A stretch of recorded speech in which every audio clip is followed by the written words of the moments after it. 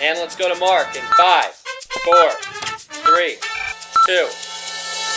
Good morning, America. Welcome to the Inside Scoop on Washington. The president wants to spy on 200 million Americans without a warrant. Has he read this document which he was sworn to uphold? Now, I will not have you libel Abraham Lincoln. I don't understand the problem with registering guns. We register cars. Every nation has the right to self-defense under the United Nations Charter. Why shouldn't Israel exercise it? Meet Mark Levine. Harvard University economics degree, graduated magna cum laude, awarded a Fulbright scholarship, paid for law school with Wheel of Fortune. Could I have an L, please? You have big plans for that? Go to law school with it. Yale Law School, graduated top of his class, Los Angeles trial lawyer, never lost a case, worked as a Nazi hunter for the Department of Justice. You know, working in the Justice Department as a Nazi hunter was nothing like Indiana Jones. I was dealing with real documents. 60 years old, I could see the tear-stained pages. Wrote the legal brief for Congress that challenged the 2000 presidential election. Attorney on the House Judiciary Committee. Wrote part of the law that became known as the Patriot Act. Hey, don't talk to me about the Patriot Act. I wrote part of the original version of the Patriot Act, the good one, the one that everyone agreed on, everyone. And now, Mark Levine has embarked on his latest career adventure, radio and television. I do want to go to the phones, though, because we have Ed from Fairfax. Ed, welcome to the Inside Scoop. Thank you. Mark Levine goes beyond cable punditry, giving his audience razor-sharp commentary they cannot find anywhere else. Take from the poor failing schools, give to the rich suburban schools. It's the No Child Left Behind Act. Reverse Robin Hood, your government at work. When will oil executives admit to global warming? When a tsunami swamps their beach home. Now, I'd like to talk to both of my guests. Mark Levine doesn't just ask questions, he demands real answers. Do you not see a difference between burning your neighbor's wood on their lawn intentionally and maliciously and burning a cross? Mark Levine holds the government accountable. It may be one of those CIA bags of cash, but it'll be something that compensates. That's not the way to run a country. For my country to debase itself to say, we don't torture when we do torture, we don't pay off people when we do pay off people, we don't have secret prisons when we do have secret prisons. That is not what America's all about. Mark Levine knows when policy turns into politics. The President of the United States is trying to trick a very sick Attorney General. Mark Levine brings you the news the government doesn't want you to know. Today, an explosive story about connections between white supremacists and Islamic terrorists, and the FBI covering it up. Just don't put Mark Levine too far from his Constitution. The problem is that when there's a conflict between Scalia's conservative values and the Constitution of the United States, he throws away the Constitution. Do you think this Constitution constrains the president at all? Can he eavesdrop on every single conversation in the United States of America? No, he cannot. No? Why not?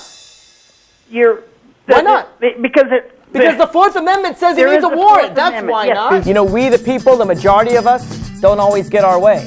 The very purpose of a constitution is to constrain the majority when it tries to take rights away from the minority. If you just hold Harriet Miers in your office for 2 hours, 24 hours, you could make a huge difference in protecting the Constitution for the rest of American history. It's not too much to ask. Would you prefer that the sergeant of arms bring her to the chamber, the floor of the chamber in handcuffs? Yeah, I think that's appropriate. Front or back?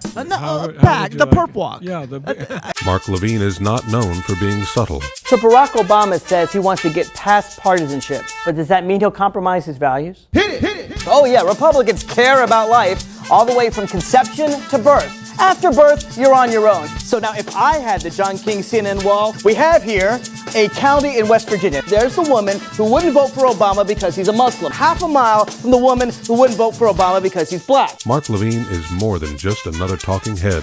This is the guy, after all, who when Bush wanted to sign orders torturing people, fine. Hide prisoners from the Red Cross, fine. Hey, throw Americans in jail without trial forever. This is Mr. Rubber Stamp. And let's go to Mark in 5, 4, 3, 2.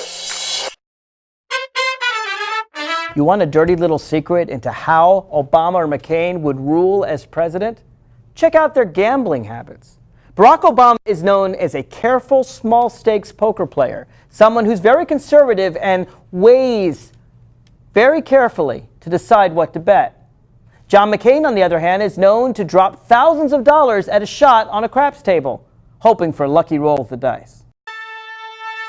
Waterboarding is torture. They used to call it water torture when it was developed in the Spanish Inquisition. In fact, that's what they called it when we executed 2 Japanese who did it to our GIs. That's what we also called it when we court-martialed our own men during the Spanish-American War for doing it. When you almost drown someone, it's torture. Now, I know my classmate John Yoo at Yale Law School, he says that unless you kill someone or cause severe organ failure, it's not torture. Do you think if we did it to him, he'd change his mind?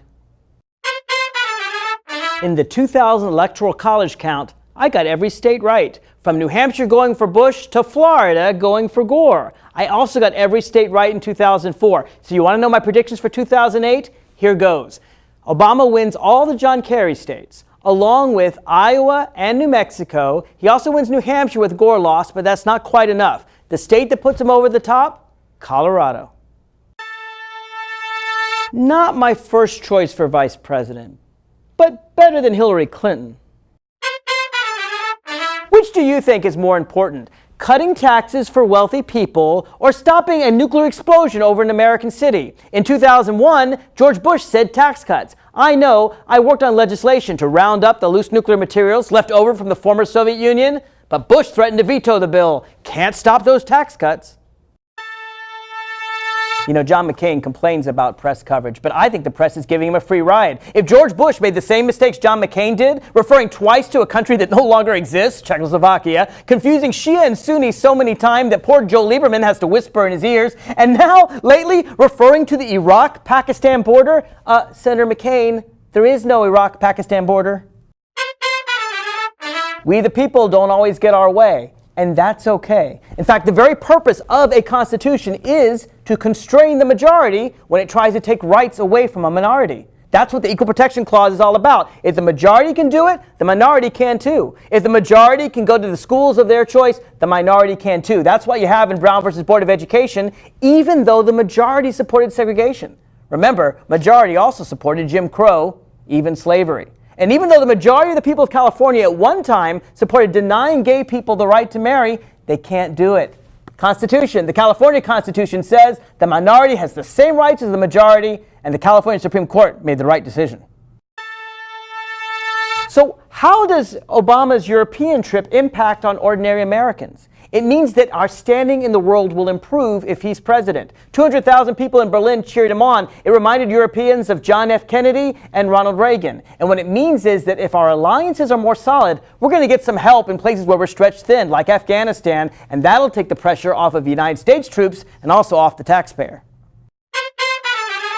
Now, in principle, I don't have a problem with the death penalty. Hey, no sympathy from me for Osama bin Laden. For Timothy McVeigh, fry him. My problem with the death penalty is that the justice is not equal between rich and poor. If you're a poor guy, your lawyer falls asleep, you're stuck on death row. If you're a rich man, you get rich man's justice. If you equalize rich and poor, I have no problem with the death penalty. I've never smoked a joint. But you know what? I would legalize marijuana. I may be the only one in America that feels that way, but look, I don't want to try the drug. It can hurt me, but you know what hurts you a lot more? Cigarettes. They kill 400,000 people a year. Nicotine is the most addictive drug known to man. If you're going to ban anything, I'd ban tobacco before I'd ban marijuana. Not my first choice for vice president, but, well, she's got a lot of energy. Energy czar.